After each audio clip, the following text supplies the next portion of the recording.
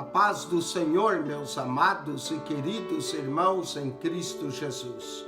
Aqui quem vos fala mais uma vez, pastor Eugênio Piacentini, para trazer a você mais um verso da Bíblia, um versículo da Bíblia para a nossa meditação.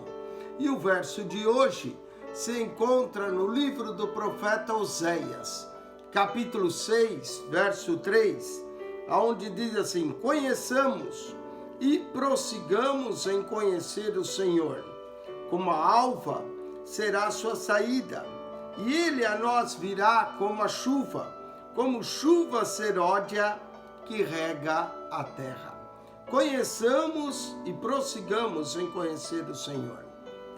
O que significa conhecer a Deus? Conhecer a Deus significa muita coisa. Esse conhecimento aqui não é teórico, mas o conhecimento prático de alguém que tem comunhão com Deus, de alguém que tem um relacionamento com Deus. Quero dar 7 pontos do que significa conhecer a Deus. Primeiro de tudo, significa conhecer a sua voz.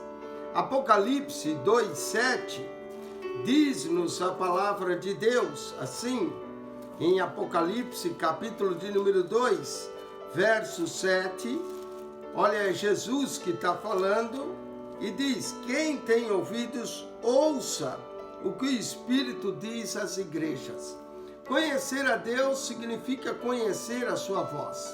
João 10, Jesus diz: as minhas ovelhas ouvem a minha voz.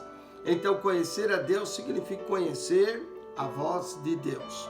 Salmo 29 também nos fala muito sobre a voz de Deus. Segunda coisa, o que significa conhecer a Deus?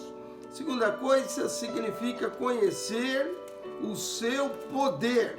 Em Mateus, capítulo 22, diz-nos Jesus, não é? Errais, não conhecendo as Escrituras, nem o poder de Deus. Então é conhecer o poder de Deus, é experimentar o poder.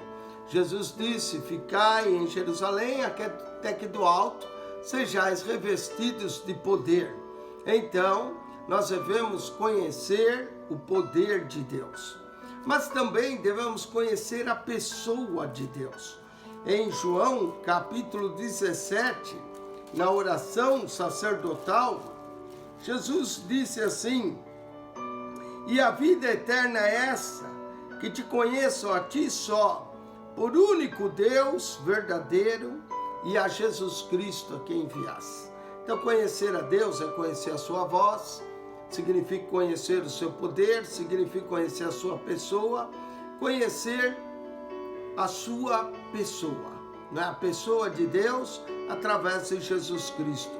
Também, em João 17, 26, diz que significa conhecer o seu nome.